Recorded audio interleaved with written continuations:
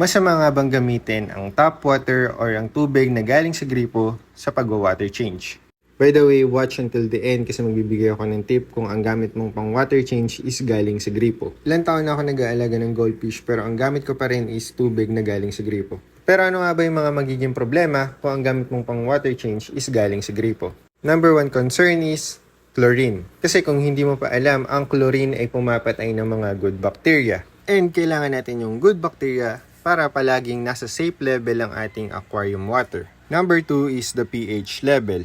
Magkakaiba ang pH level bawat water source. By the way, ang water source ko is Crismore. And ang pH level ng Crismore is around 7 or 7.2, which is naka-align sa requirements ng goldfish ko. Kung nag-aalaga ka ng goldfish, ang pH level na required or kailangan ng goldfish mo is 7 to 8 pH. Kasi napapansin ko kapag ang pH level mo is below 6.8, hindi ganon ka-active yung mga goldfish.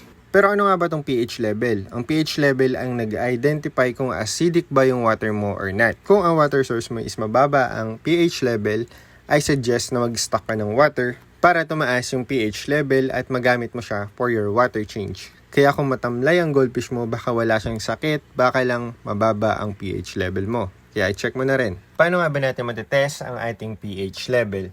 Kung wala ka pang water tester, I highly suggest to buy one. Promise malaki yung matutulong niya sa'yo. Kasi I don't know if there is another way to test your pH level aside from using API water tester. Pero kung alam mo kung paano, please comment down below para matulungan din natin yung mga kapwa nating fish keeper.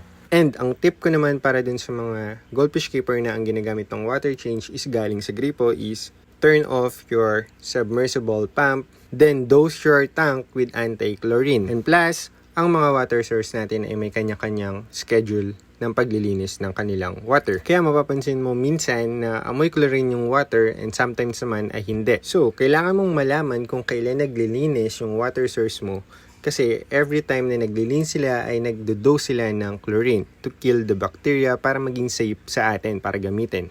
Kasi based on my experience, the best time for me to do water change is every morning or late night.